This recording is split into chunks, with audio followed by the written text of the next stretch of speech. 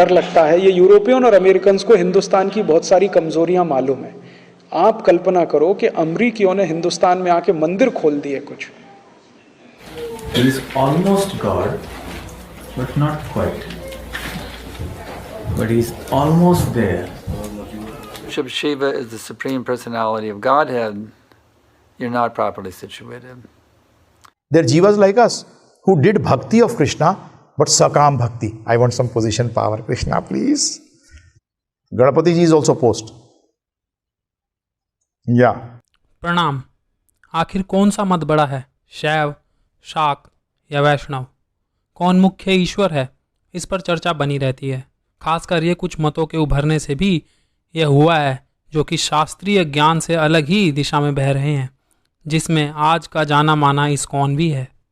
ISKCON का कुछ ऐसा मत है कि सिर्फ श्री कृष्ण ही पर ब्रह्म परमेश्वर हैं, उनके अतिरिक्त कोई नहीं। यह विचार सत्य है, परंतु अन्य देवों के पूजन को गलत बताना और उनको पूर्ण ईश्वर ना मानना पूर्ण मूर्खता है। इस्कॉन ने काफ़ी बार शिव पूजन और देवी पूजन का विरोध किया है। इससे यह स्पष्ट होता है कि वह शास्त्र के विरुद्ध चल रहे हैं। यह शास्त्र सम्मत कतई नहीं हो सकता, क्योंकि अपने को सर्वश्रेष्ठ और दूसरे को तुच्छ जानने वाला ईश्वर प्राप्ति नहीं कर सकता, क्योंकि उसमें अभी भी भेद बुद्धि है। जबकि यह संपूर्ण जगत ईश्वर द्वारा रचा गया है, तो उसके हर कण में ईश्वर का ही वास है। भेद है तो केवल हमारे माया से ढके दृष्टिकोण में। ब्रह्म का वास्तव में कोई रूप नहीं है, तथापि मंत्र, भक्ति और ज्ञान शक्ति से भिन्न भिन्न अर्थों को प्राप्त करने के लिए साधक की भावना के अनुसार पुरुष और स्त्री रूप में तथा और किसी अभिष्ट रूप में ब्रह्म विशिष्ट रूप से प्रकट होता है। ऐसा इसलिए क्योंकि निर्गुण निराकार रूप में उपासना करना कठिन है, पर सगुण उपासना में यह कठिनाई नहीं है। और सारे देव एक ही हैं, पर सृष्टि अनेक प्रकार की है और एक ही प्रकार सबको अनुकूल नहीं हो सकता। चिंतन की सुलभता के लिए ही अनेक प्रकार की उपासना प्रणाली वैदिक धर्म में चलने का मुख्य कारण है। इससे कोई ईश्वर को अलग न समझे, इसलिए बार बार ईश्वर के एकत्व का स्मरण शास्त्रों में दिलाया जाता है। हम जो देखते हैं वह केवल ईश्वर की लीला है।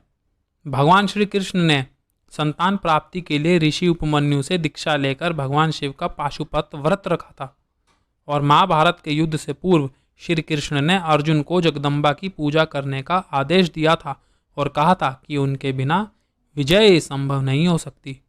शक्ति तो शिव की अनन्य भक्त ही है, और कई कथाओं में भगवान शिव को राम नाम का जप, भगवान विष्णु की उपासना का वर्णन है। और भगवान विष्णु ने यह स्वयं कहा है कि यदि कोई उनका भक्त अगर शिव का विरोध करता है तो वह उससे विमुख हो जाएंगे और वह नर्कगामी होगा, क्योंकि वह शिव के अनन्य भक्त है। इन सब ईश्वर के रूपों की एक दूसरे की उपासना से उनका एकत्व स्पष्ट होता है। लीला और ज्ञान देने के लिए ही वह ऐसा करते हैं, अपितु अनेक रूप होने पर भी वह एक हैं, और जो इस बात को नहीं देख सकता उसके ज्ञान चक्षु बंद हैं और अज्ञानता का वह शिकार है। और ऐसे अज्ञानी सोच से मनुष्य को बचना चाहिए, और जो इस प्रकार के विचारों को प्रधानता दे उनको बिल्कुल अपना ध्यान या समय ना दे। ऐसा करने पर उनकी विचारधारा स्वयं नष्ट हो जाएगी। आशा करते हैं कि वीडियो में बताई गई जानकारी आपको पसंद आई होगी। कमेंट में अपने विचार जरूर स्पष्ट करें कि आप इसके बारे में क्या सोचते हैं। ऐसी ही वीडियोस के लिए चैनल को सब्सक्राइब कीजिए, और वीडियो पसंद आई हो तो ज़रूर शेयर करें।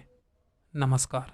आपको मालूम है एक अमेरिकन संस्था भारत में काम करती है, इस्कॉन, है कि नहीं?